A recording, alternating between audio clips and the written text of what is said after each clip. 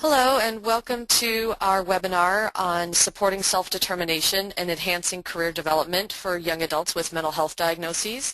I'm Chris Gowan and I'm the Dissemination Manager for Pathways to Positive Futures. And before we get started with the material, we are going to just go over a couple of the rules of webinar usage. Please move any electronic devices away from your computer and speakers. It might cause feedback, and this includes cell phones, so put those either far away or on vibrate, please. Closing all your Pandora and other file sharing or music in the background will also help with the quality of the broadcast for everybody. And always check your settings on your audio panel if you're experiencing any problems with the technology of the webinar. And there's a couple ways to answer questions or ask questions, sorry.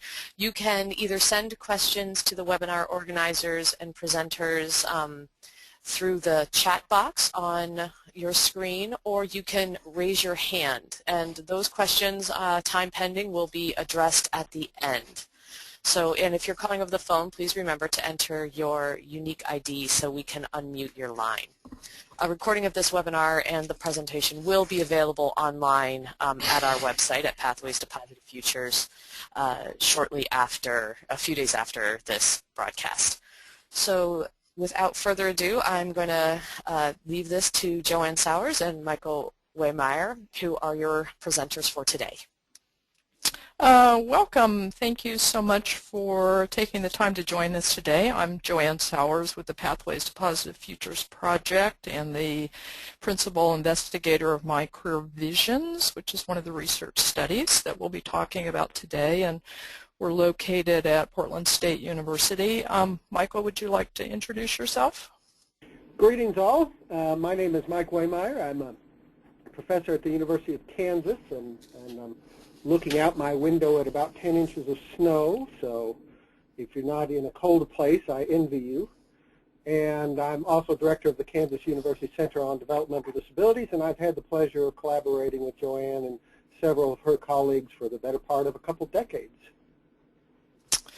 So I'm going to start out by just kind of giving you a bit of a brief overview of what we're going to cover today. I'm going to start out by sharing a bit of background about the issues that young adults with mental health issues face regarding jobs and employment. And then Michael's going to provide an overview of self-determination and its connection to employment, and describe the model that he's developed and done a fair amount of research on, that's called the Self-Determined Career Development Model. And then I'm going to come back on and share some information about the My Career Visions project, which is an adaptation of Michael's model, and we've adapted it for young adults with mental health diagnoses. So a bit of background. Adults with mental health diagnoses continue to have a very high rate of unemployment, estimated between 70 and 80% of folks are unemployed. And this is reflected in the fact that individuals with mental health issues represent the largest number and the most rapidly growing number of folks who receive Social Security benefits, either SSI or SSDI. And this high rate of unemployment really appears to start early on in folks' lives. The National Longitudinal Transition Study, known as NLTS, has found that over 60% of students who are in special education with a label of emotional and behavioral disorders do not have a job 4 years after they leave school. For a very long time, the field of disability and mental health really believed that work was too stressful for folks with mental health issues, and in fact it may be harmful for them and increase the likelihood that they would become even more ill. Fortunately, through the last decade, there's been a shift from a medical model to a recovery model, and along with that a growing recognition and belief that work is actually key to a person's recovery.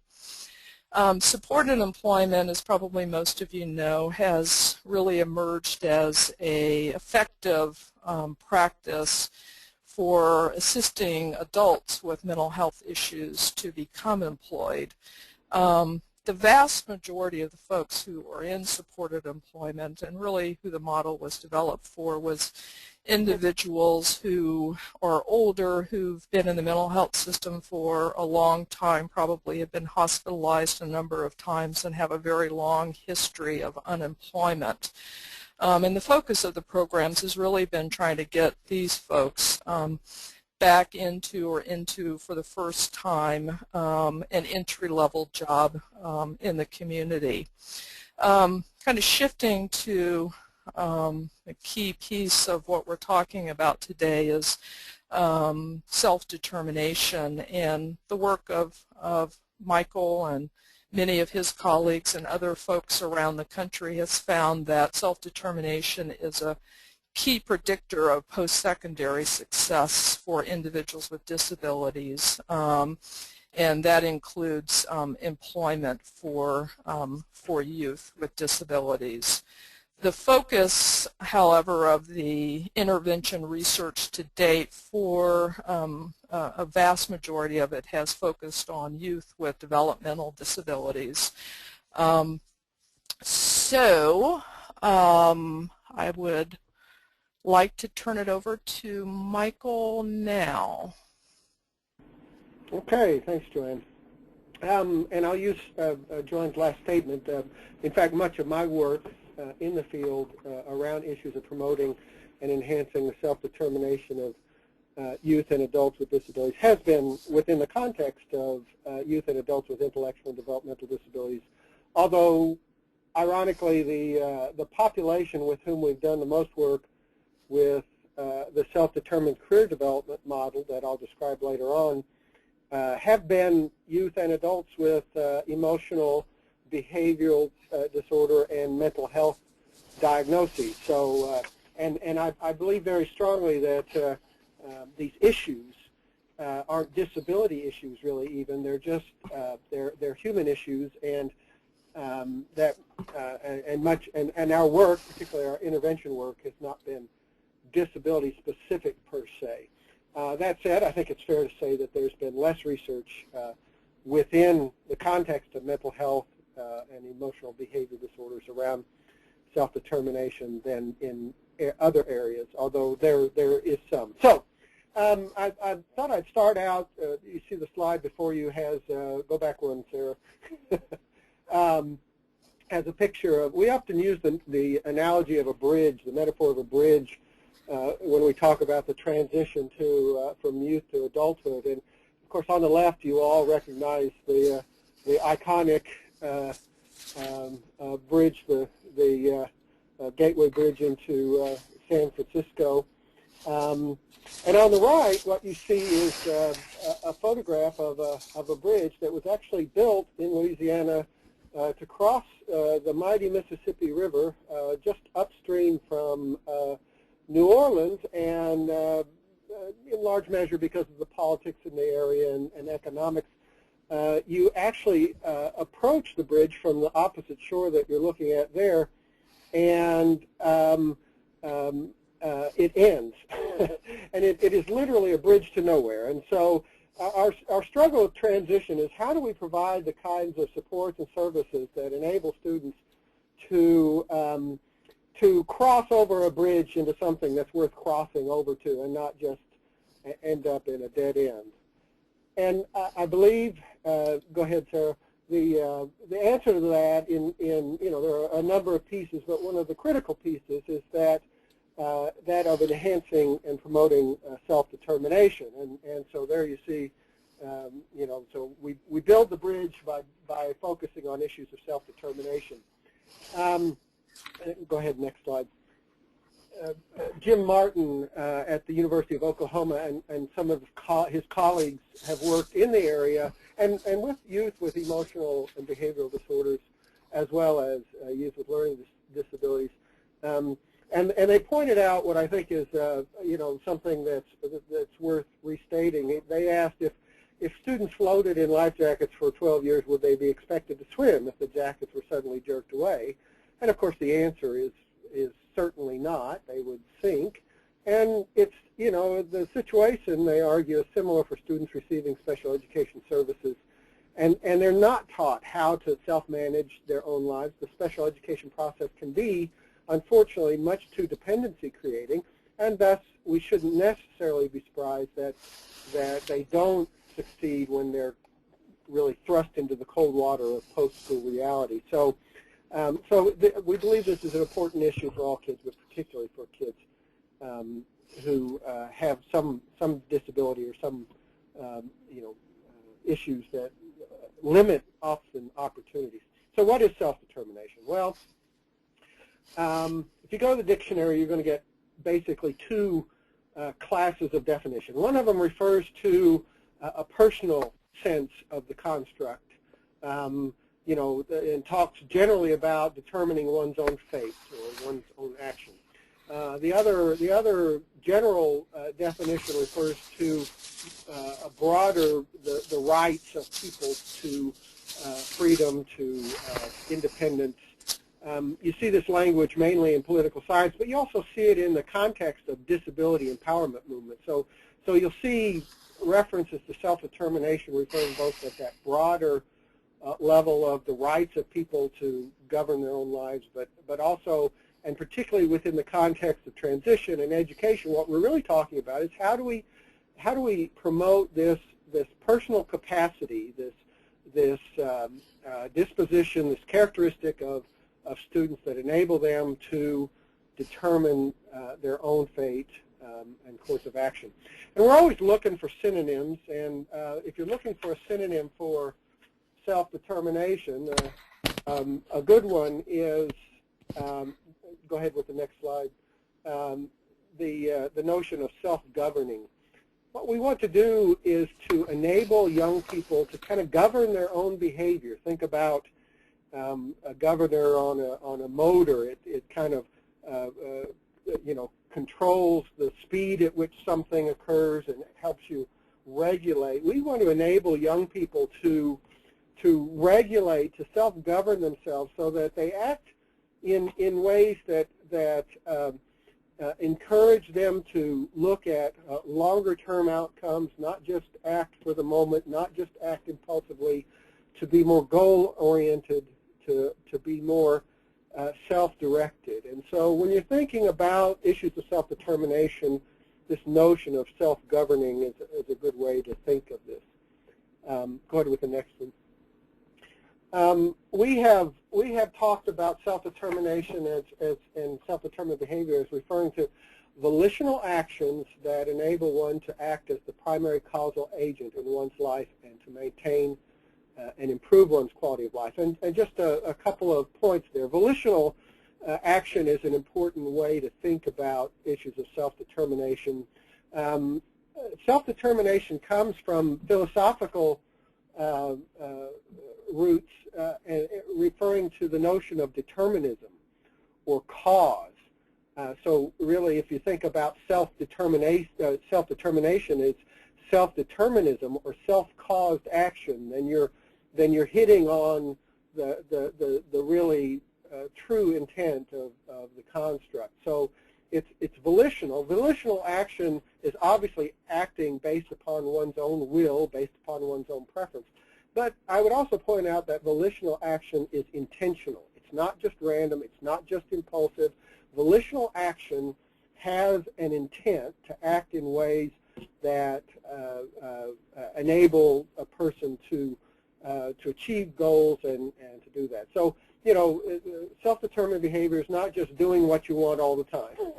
It's acting volitionally in ways that enable you to act as the primary causal agent. And by causal agent, we simply mean causing or making things happen in your own life. And that's the gist of it. A person who is self-determined, who is a causal agent, is someone who makes or causes things to happen in his or her own life. And both research and intuition suggest that that people who are more self-determined, and the notion of acting in self-determined ways is a significant contributor to quality of life. And we'll come back to that in a moment.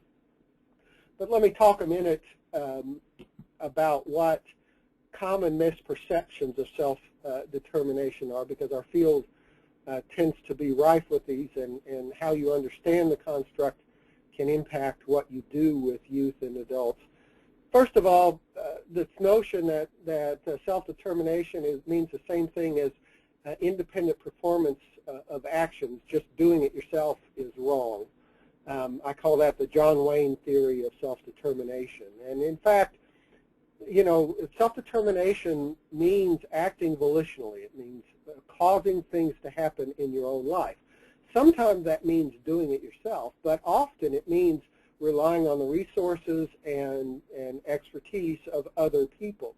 So self-determination is not about doing it yourself, and in fact, it's really not about independent performance at all. So people with quite severe disabilities who have limitations on the type and number of things they can do independently, if they're supported in ways that recognize their preferences and that act based upon their volition, then they are acting in a self-determined manner every bit as much as someone who can do more of these things independently. And a related misperception is that self-determination is in some way related to having absolute control over things. And again, it's that same misunderstanding that relates to independent performance. The notion that self-determination is just about controlling everything you do, and we can take that on several levels. Few of us have any meaningful control in our lives, and self-determination is not about controlling outcomes. It's about causing things to happen in your life. Similarly, it's not just successful behavior. You can act in a self-determined manner and come to the wrong decisions or solve the problem in the wrong way. Now, I would argue that people who are self-determined have acquired and learned enough self-regulation skills that they're able to correct behavior that doesn't lead to success, and that over time, I think the analogy to use is that of a sailboat. At any time from point A to point B, because it's tacking back and forth, a sailboat will be heading in completely the wrong direction. But in fact, because it is tacking back and forth and changing course, then a sailboat gets where you want to. And that's life. Life is living successfully is solving a series of problems. Each problem that you solve leads to the next problem, so again, these are all kind of misperceptions that lead people to believe that people with more serious limitations as a result of their disability and other circumstances, for some reason, can't be self-determined. And and a similar misunderstanding is that it's about being completely self-reliant. Again, same issues. And in fact, it's about acting volitionally. And it's my very strongly held belief that it's both accurate to say and fair to say that that the only prerequisite for a person becoming more self-determined is, frankly, that they're breathing. I believe very strongly that we can enable any student to become more self-determined. And I don't really even know what it means to be fully self-determined. All of us as adults find ourselves in circumstances where we feel less or more self-determined. I think most adults are self-determined enough. This isn't a characteristic that's kind of cast out in the traditional bell-shaped curve. I think most adults are self-determined enough. But we certainly know adults with and without disabilities whose lack of self-determination impact outcomes. So, and then just as a note for schools tend to want to programatize issues, and as do other systems. You often hear schools particularly talk about self-determination as meaning exclusively running an IEP meeting. And while involvement in educational and habilitative planning is really important and a great way to promote greater self-determination, it's, that's not enough. We need to be doing other things other than just that to enable people to become more self-determined. So, having covered some of those, let's ask the question, why is this important? Why should we focus on this in the lives of the people that we support? And the basic answer, well, the illustration, some of you will remember a series of commercials, one that aired on the Super Bowl Sunday a number of years ago, where these black and white photos or clips of young children stood up, and it was an ad for Monster.com, in fact, the job, online job finding resource. And these kids stood up and they said, when I grow up, I want, and then this kid says, to file all day. Another kid says, to be replaced on a whim, to be paid less for doing the same job, to be forced into early retirement. And of course, the point of the commercial was that nobody wanted a bad or boring job. Everybody wants a job that's interesting, that brings them both monetary support as well as the many benefits to your personal sense of self, and the social networks that workplaces bring in. And I think it's important that we acknowledge that the same is true for the people with disabilities with whom I talk. They don't want to file all day. They don't want to be replaced on a whim. They don't want these kinds of outcomes. They want to have jobs that enable them to lead rich and fulfilling lives. And I think our challenge is to build a bridge that enables them to go from school and into young adulthood and adulthood into challenging, interesting, fulfilling careers and jobs. So does promoting self-determination do that for us? Well, I would answer that we have pretty strong evidence that the answer to that is yes. In fact, I'm willing to go out on a limb and say that we have as strong evidence of the positive impact of promoting self-determination on transition-related outcomes as any other transition factor that we have. Part of that is that we don't have quite enough research in much of what's out there considered best practice in transition. But the truth is, we have multiple research studies that show that a person's self-determination status predicts higher quality of life. People who are more self-determined report that they perceive themselves to live a better life, to have a better quality of life. There's also similar studies that show that people who are more self-determined report having higher lifestyle satisfaction. Multiple studies have shown that a student's self-determination status upon leaving high school is positively correlated with more positive post-secondary outcomes, including employment, independent living, and community inclusion for youth with disabilities. We've done some of this research, and one of them we did a 3-year follow-up of youth with cognitive disabilities.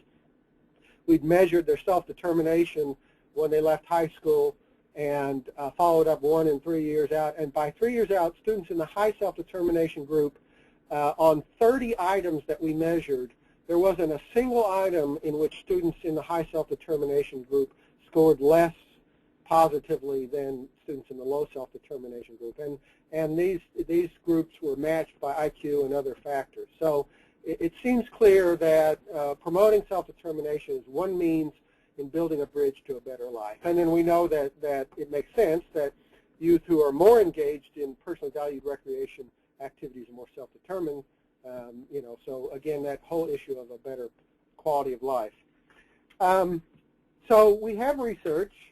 Going ahead, I would point out that much of the federal policy at this point has a plank, often looking at the role of participation and the right of people with disabilities to participate in planning and actions related to it. But you see these were the findings from Congress in the Rehab Act amendments of 1990. So more than 10 years ago, and it states very explicitly, disability is a natural part of the human experience and in no way diminishes the rights of individuals to a whole host of things, including living more independently and enjoying self-determination. And then if you go to the next slide, later on in the same findings, it says the goals of the nation properly include the goal of providing people the tools to make informed choices and decisions and to achieve some of these more positive outcomes. So I use that to illustrate simply that if you go to any of the federal policies looking at issues of disability and governing any number of systems, IDEA, the Rehab Act, the ADD, the DD Act, all of them have language that require, to a large degree, that we pay attention to issues of self-determination. So given that it's important, given that federal law expects us to do this, given that outcomes are important, how do we go about this? And we can move on to the next one there. In fact, go ahead, go to the next one there, Sarah. I have more slides than I have time for, but I did that on purpose. What I want to emphasize is a couple of things.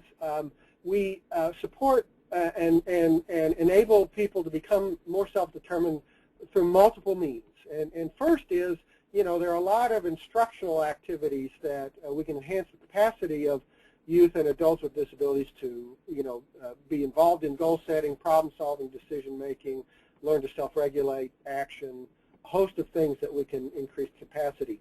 But, Napoleon once said the capacity is of no avail without opportunity. So we have to provide opportunities for youth and folks to take greater control in their lives and to actually experience, and sometimes that's the most important first step. So I'm a strong proponent of putting people in meaningful roles, running their habilitation and educational planning meetings. That doesn't mean they have to fill out the paperwork, but putting them in that position enables them to have those kinds of experiences. And then it's important for people with disabilities that a wide array of supports and accommodations be provided with technology, with even with natural supports, co-workers, other things.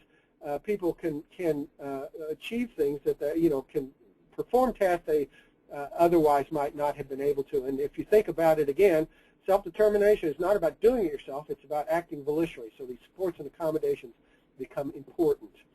And then I mentioned the types of components that we need to focus on both instructionally and providing opportunities. We enable people to become more self-determined by providing choice-making opportunities, by teaching and engaging people in decision-making, problem-solving, goal-setting and attainment, by supporting and enabling self-advocacy, by enabling people to self-regulate their behavior, and by giving people experiences that teach them that they are effective and that they can make a difference, and helping them know something about themselves. And we need to infuse this throughout what we're doing. There's ways we can do this, and I want to emphasize again, just because somebody may not become completely independent in the decision-making process, for example, if we do a task analysis of decision-making, we can break that down into steps, and I'll guarantee you there are probably 1 or 2 steps in the decision-making process in which we can enable virtually anyone to participate and thus become more engaged in these processes. Okay, Sarah, next. Let me deal somewhat quickly, but we sought a way that we could enable people to self-direct planning, really, to self-regulate problem solving, that it would enable them to participate more in setting goals, both related to education, and we have a similar model called the self-determined learning model of instruction, but also to career development. And we've worked with, we had a VR modern demo project for 5 years, and we've worked quite extensively with the Kansas VR system to develop and test this.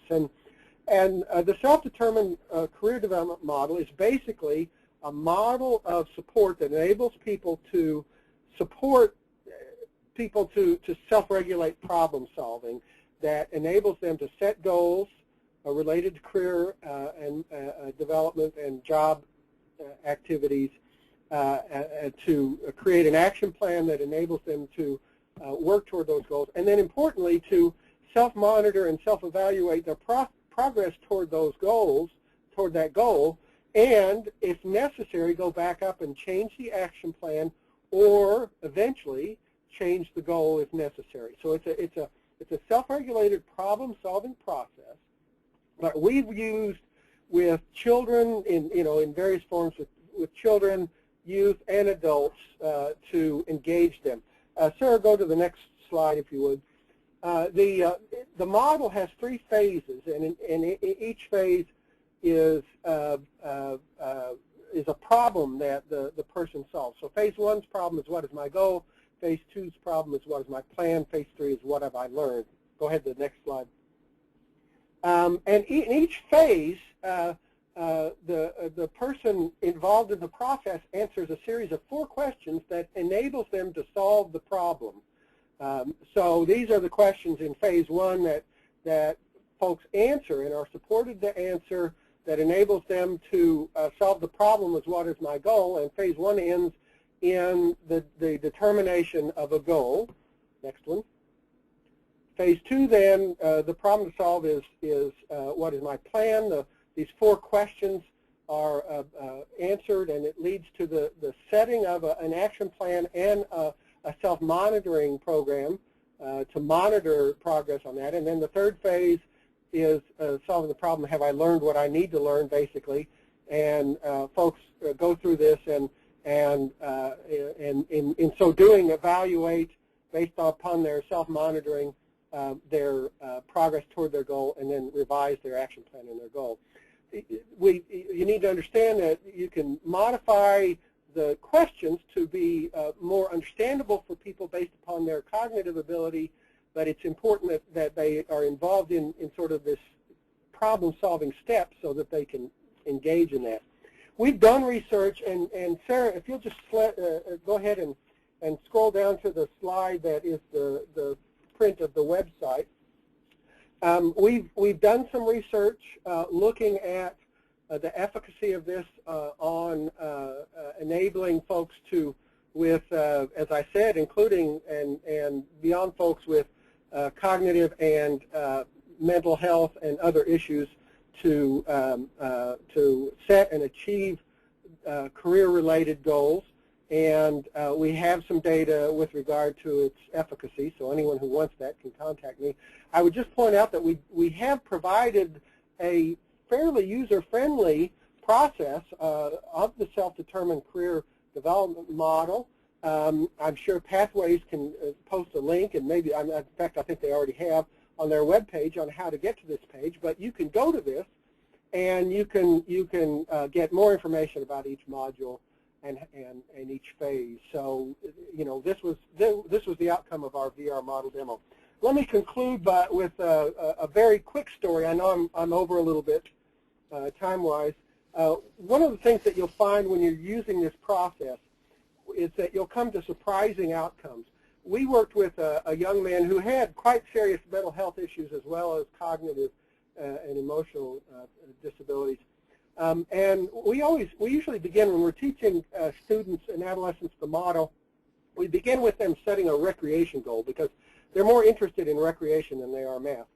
And in this process with this young man, what he set a goal very quickly, what became apparent was he was sort of fixated on severe weather, where this was in Texas and there's a lot of severe weather and tornadoes.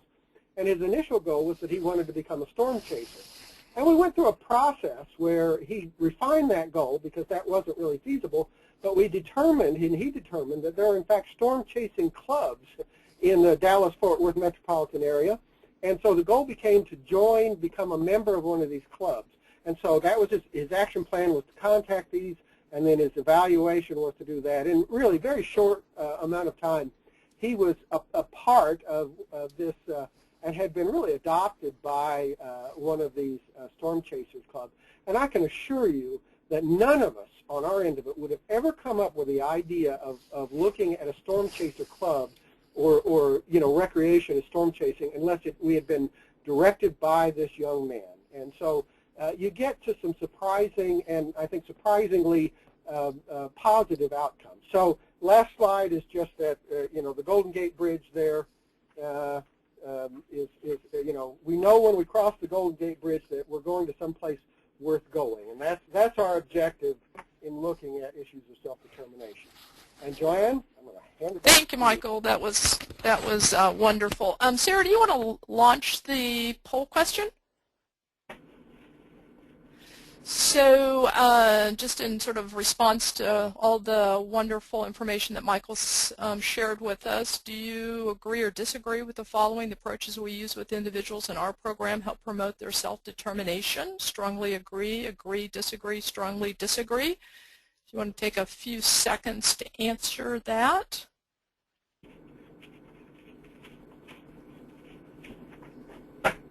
great. It looks like a lot of folks who are on the line today are doing many of the things that Michael talked about. So we are going to have time for questions at the end, hopefully. I'm going to move fairly quickly through. Looks like 70%, over 70% agreed, and about 28% strongly agreed. So looks like you guys are doing a lot of these things. In addition to the work that Michael and his colleagues have done, probably many of you are very familiar with the transition to independence model, which Rusty Clark and his colleagues in South Florida have developed and include a lot of components that are focused on self-determination and self-direction, and that model has been specifically developed for youth and adolescents with emotional and behavioral disorders. And Doug Cheney and Joanne Malloy have also developed a model in New Hampshire called Project Renew, which has gotten some interesting results. In Project Aries here in Oregon, Mike Bullis and some of his colleagues at the University of Oregon have developed a model for youth and adolescents with mental health issues. The career visions, my career visions projects that we're doing through the Pathways project is focused on kind of a unique group of folks, I think, that are the 20 to 30-year-olds. Again, there's been a fair amount of research and focus on high school age and that kind of traditional high school to adulthood transition, and then supported employment for older adults. But there really hasn't been a real focus on that, what I think is unique group 20 to 30. And those folks are oftentimes termed now in the general literature as sort of emerging adulthood, when the expectation at that point in time is that folks really get fully engaged in adopting independent adult roles. And it's really the time when typical young adults, for the most part, begin to get real serious about thinking about and planning and engaging in their plan and moving forward on their career and job goals. The other thing that I think is really unique about this group is that 20 to 30-year-olds, for many of them, it may be the first time that they've experienced a mental health issue, and that's not uncommon. And then the sort of other group of folks may be individuals who, on leaving school, aging out, or finishing special education, have kind of decided not to engage in the mental health system or other services, and have basically been treading water, and then maybe in their mid-20s to later 20s have figured out that they're going to need to get some assistance to be able to move forward. This group of folks is, next slide, this group of folks is obviously very diverse. The 20 to 30-year-olds who happen to have mental health issues, very, very diverse. Here's an example of one of the folks that is sort of an encapsulation of some of the individuals that we're working with through the My Career Visions project. And so this is a young man who's in his early 20s and did fairly well in high school academically. He did experience some emotional issues, but didn't receive special education.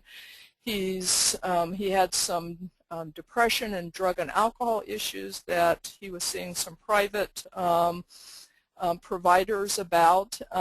When he got out of high school, he got a couple of jobs and did fairly well on them, but then started experiencing some fairly significant mental health issues, been hospitalized in an adult community mental health and residential program. Steve is really at a turning point in his life when he can begin to move forward again in terms of recapturing his dreams for his life and his career, or potentially beginning a long history of unemployment or underemployment. So the My Career Visions project is, what we're doing with that is taking Michael's curriculum and model that he's developed and done a fair amount of research on, and tried to adapt it to meet the unique needs and characteristics of folks with mental health issues between the ages of 20 and 30. And we're conducting an exploratory study of the impact of the model on the participant self-determination and then their career planning engagement, which is what are the steps they're actually taking toward moving toward a career. And that could include things like taking classes and starting a small business or getting a job. The participants in the project are, just as a quick overview here of the study, over the next couple of years we're going to include 100 young adults in the study, and they'll be randomly assigned, about 50 of them will be randomly assigned to the full Career Visions intervention, and that will involve meeting 12 times over 2 to 3 months, and then we'll continue to follow them for another year and meet with them once or twice a month to see how they're doing on the plans that they've developed. And then the other 50 will be randomly assigned to a comparison group, and they'll get just a brief overview of career planning and a resource guide, but not a heavy focus on self-determination and not the ongoing practice around doing that. Next slide. These are the measures that we're going to be using. I'm going to go through these fairly quickly. Go ahead.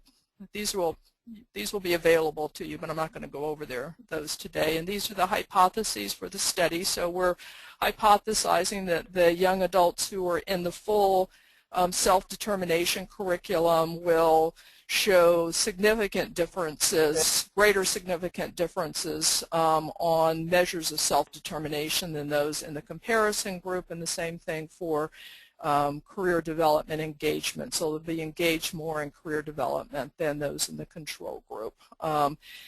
Next slide. And then we're also, as you saw with the measures, we're also going to be looking at the impact on some other measures of self-efficacy and quality of life and recovery and social support, and also get folks' satisfaction with the experience that they had. Next slide.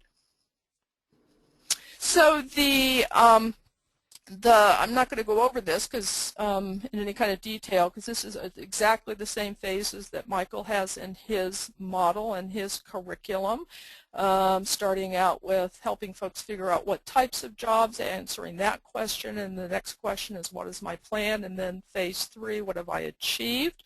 Same set of questions that Michael went over with you, with the exception that we've added question 8, which is what resources do I need? And we'll talk about that a little bit more later, but it's things like Voc Rehab and WorkSource and Social Security work incentives and those kinds of things. Next slide.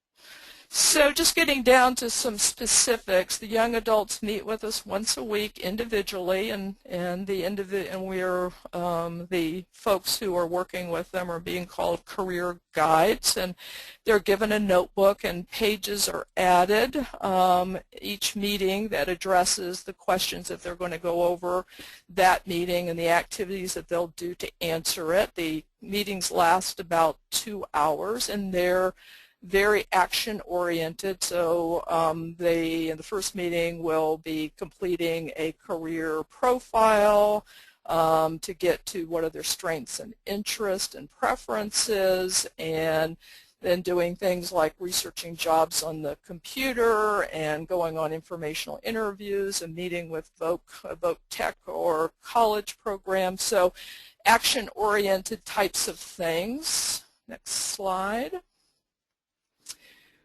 So reflecting what Michael said, these are sort of the big 3 things that folks, that we're focusing on with folks as they go through each of these questions, is to get knowledge. Knowledge is power. So learning the steps and answering the questions in the self-determination process, and then they're learning practical information that will help them to self-direct the career planning process and to move forward in getting their resources and supports they need to achieve their goals. And I'll talk in a later slide about some of that practical information. And then, as Michael said, skills, not just learning, but actually doing them. So this is not just sort of a abstract thing. They're really taking this information, this process, and applying it to themselves. And then practicing the skills so that they feel comfortable and confident when they're using them. And then we kind of continuously talk about what I call overarching behaviors of self-determination, self-directed behavior. And I'll talk about that again in a later slide. Next slide. So these are some of the specific things that they do while we're with them and answering those questions. Again, figuring out the types of jobs that would be a good fit for them based on their strengths and interests and preferences, and then researching careers on the web and through informational interviews so that they're figuring out what careers really do match who they are, developing a written plan to achieve their goal, and identifying the steps they'll take and taking them, identifying possible barriers to taking the steps and ways to get around these barriers, and identifying the resources they'll need and how to access them, and again, tracking and evaluating their progress. Next slide. So these are the overarching behaviors that I talked about earlier, and we kind of talk about these in each of the meetings, and these are some key things that have been identified to be related to self-determination, and one of those is be persistent and don't give up. Keeping on when things get tough. Remind yourself every day of things that you've achieved, and that's kind of give yourself a pat on the back. Try to think about at least one thing that you've done each day, and again, give yourself a pat on the back for that. Believe in yourself and your goal even when others doubt you. And so we talk about you're going through this process and you're coming up with putting a lot of thought into what's a good job match for me and what are the specific steps that I'm going to take to get there, so you have a very clear plan, and so you can be confident that you can do it even when maybe somebody else says, I'm not sure that's realistic. The other one, and the next one, is take risk, and so talk about doing new things and trying new things is scary for everybody. But it's important to take those risks, and even when they don't work out, that's what you should keep in mind and give yourself a pat on the back for. And then, as Michael talked about, self-determination is not about being independent or completely independent. It's asking for help, but you're the person who's in control of what help you're going to get. So some of the specific things that we build into the curriculum and the meetings that we have with the young adults are some things that are particularly unique to folks with mental health issues, and that includes the Americans with Disabilities Act, help sharing that with them, and what that means for folks who have a mental health disability in terms of when they go to work and in post-secondary programs. So just again, knowledge is power, and helping folks to understand what their rights are, including such things as you don't have to disclose when you go to apply for a job, and the employer cannot ask you about your disability. Another one relates to that is things to consider when deciding to disclose or not to disclose, and how to do so to both a business and if you're going to think about going into some type of post-secondary education program. The next one is the type of accommodations that may be helpful for an employer or post-secondary education student with mental health diagnosis, ones that they might need and want, and how to ask for those. So we'll share things like about examples of flexible schedules and a quieter workspace or additional breaks, and then help them to think about the ones that might be ones that would be useful for them. And then the next one is the types of strategies that they might want to consider using to deal with their mental health issues on the job and in school. And so these are things that are not necessarily accommodations, but that they have found in the past, or we can help them think about things that may help them to be more successful, things as simple as trying to get plenty of sleep and doing some relaxation types of things when you're at the job site, and some simple things like that. Another one is resume writing for young adults who may have a spotty work history due to a mental health issue. And so, all of you are, I'm sure, well aware that, if you're 26, 27, 28 and have never worked, or haven't worked for quite a few years, or had lots and lots of jobs, that it can make it challenging writing a resume. And so we share some tricks of the trade for doing that and things that they would want to take into account. And then interviewing tips, which is sort of also related to resume writing, and sort of the issues of disclosure also, and helping folks to think about the general and things that are interviewing tips for anybody, but also, again, a young adult with a mental health diagnosis, of how they might want to talk about or not talk about their disability, and present that to the employer. Another one is getting a sense of the work culture, how supportive a business might be. And so I think sometimes we forget to help folks think about that, not just them trying to get a job, but thinking about, and not just the specific task or job that they'll be doing, but the type of environment in which they will be working. And that can include the size of the company and the type of folks that are working there, but also some of those general things in terms of how supportive of is that particular business in supporting people who are diverse in a variety of ways, and giving folks some tips about things to look for, asking other people who maybe have worked there before, and looking for things when they go to interview for a job that may give them a hint of how supportive that particular business will be for them, given their mental health issues. Another one is how to get the resources that you need. An example of that is how to effectively work with a VR counselor and a college disability services staff person. And then the last one, and there's many more of these, but these are some of the key examples, what to share with coworkers about yourself and your mental health issues.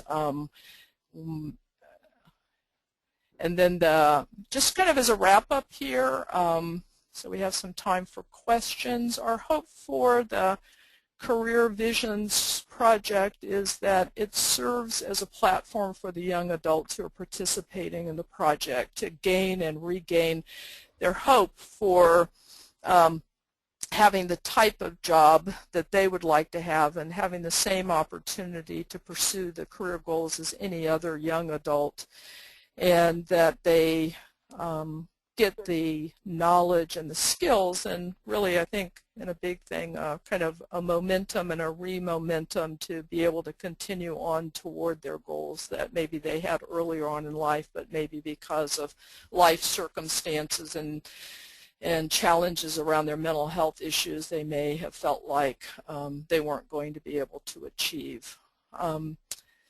So I think we're ready to take questions now. Great. Thanks so much for Joanne and Michael. I have a first question here, which comes from the question area, which is, how would this approach relate to youth involved in juvenile justice and other court supervision? Michael, would you want to take that?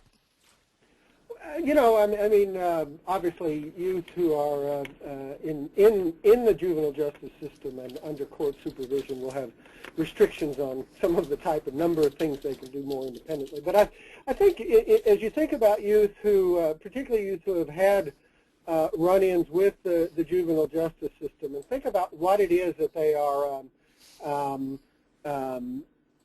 rebelling against to some degree. It's you know, it's almost always a clash with authority, and you know, a self-determination related approach tries to enable youth to do more for themselves, and in so doing, to some degree, and a little bit non-intuitive, but it I think decreases the likelihood that youth will you know, rebel against others having authority over them. Again, these are, and actually Joanne and her colleague Lauren Powers have worked quite extensively, I think, with another model of self-determination with youth who have engaged with the juvenile justice system. And you know, I think it takes a little nerve to say, well, we want to enable you to do more for yourself, but in fact, it seems clear, I think, that those are strategies that can kind of turn around issues of behavior. I just point out that there is an evidence base in the research on problem behavior that providing an opportunity to make a choice in and of itself as part of the intervention has a better outcome than interventions that don't include a choice opportunity. So.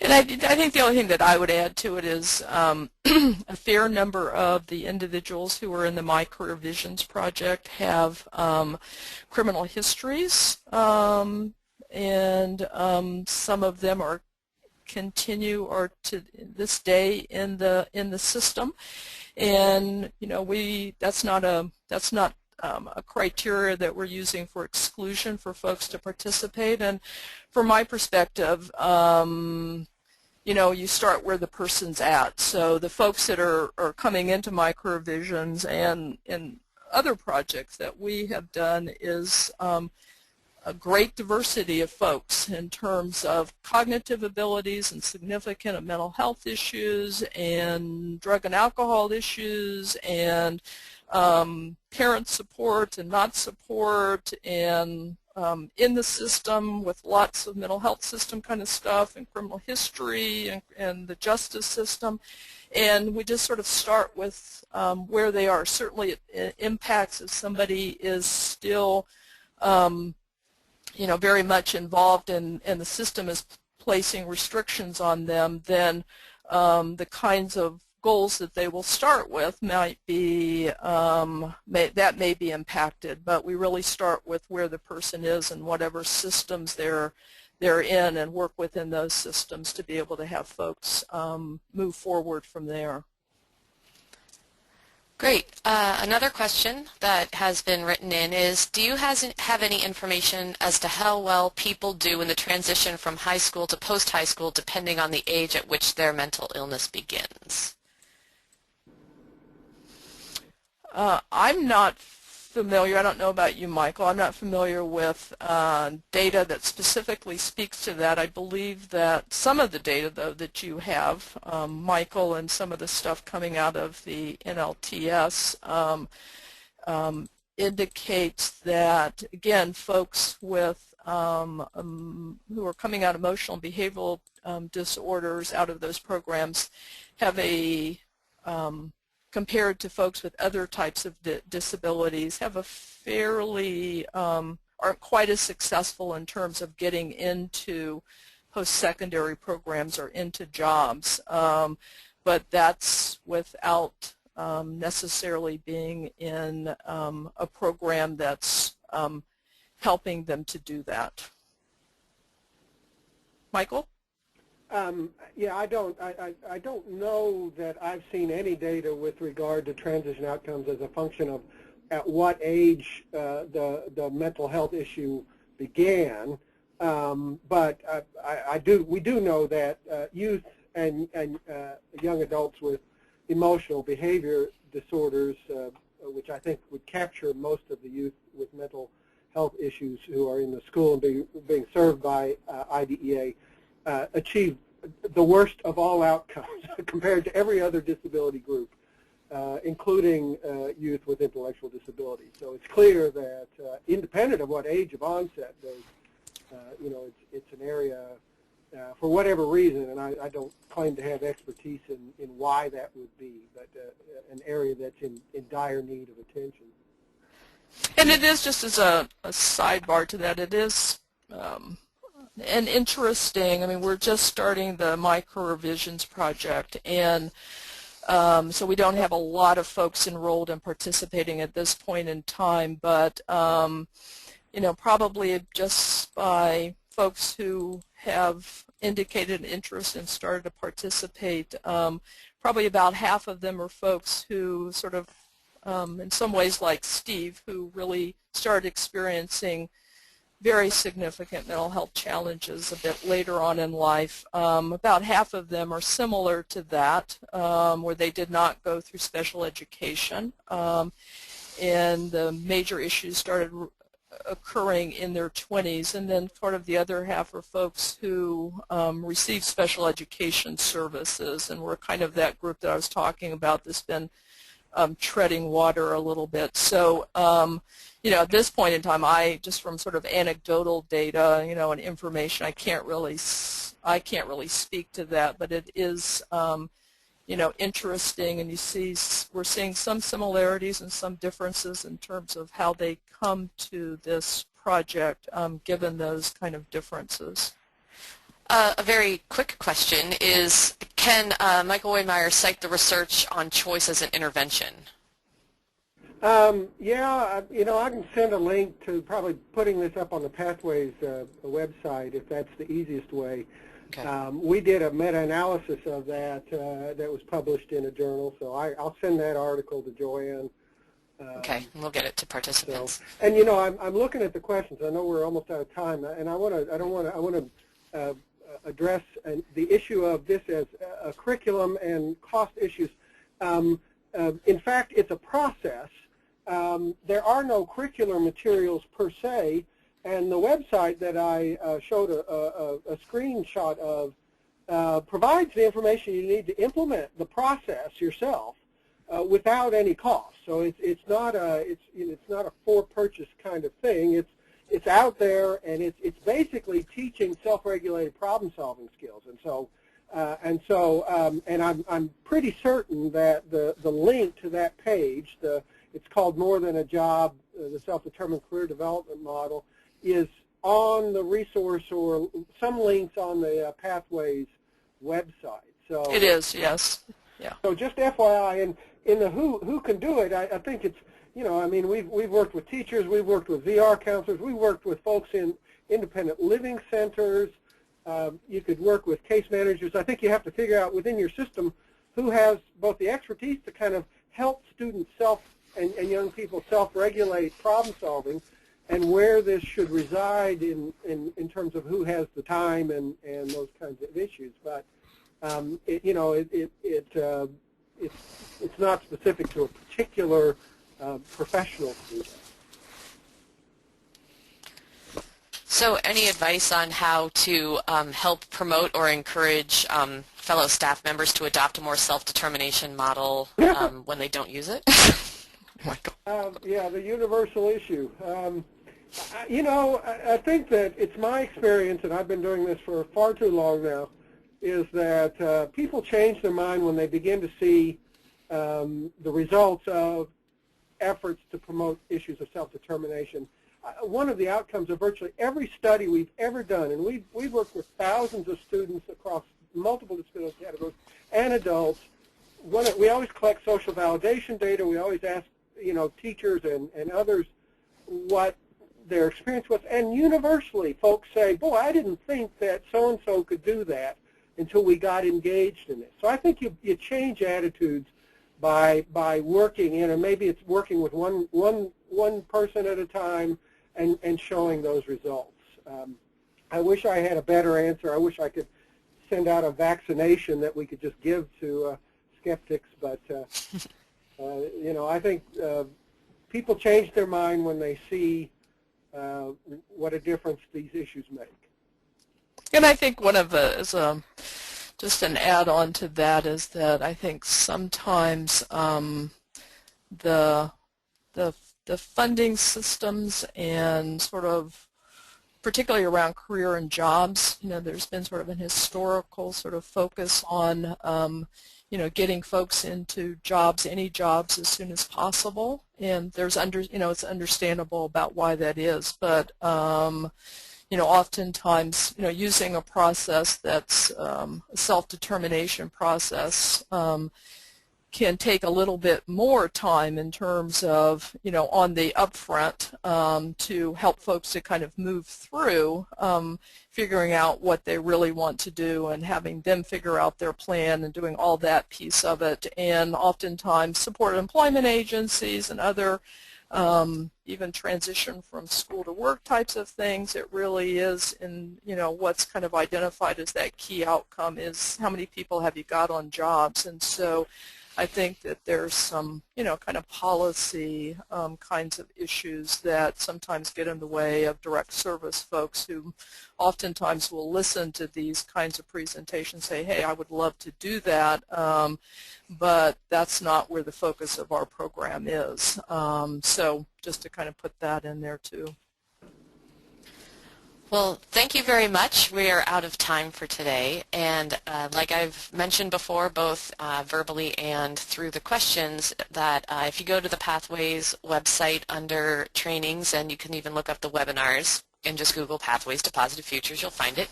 A copy of this presentation will be available. Thank you very much for joining us. Goodbye.